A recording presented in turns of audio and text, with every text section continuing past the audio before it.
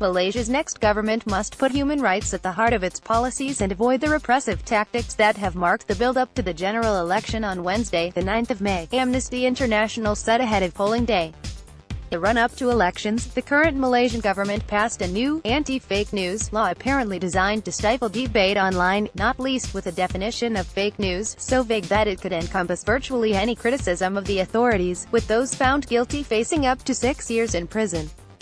Amnesty has published a human rights agenda for the country ahead of the vote, outlining 8 key human rights issues that parliamentary candidates and those elected to the next government must prioritize. These include the rights to freedom of expression and association, better protections for refugees and people seeking asylum, and abolishing the death penalty. Rachel Choa Howard, Amnesty International's Malaysia researcher, said, "As Malaysians head to the polls, they will do so in a country where the space for freedom of expression has shrunk alarmingly in recent years.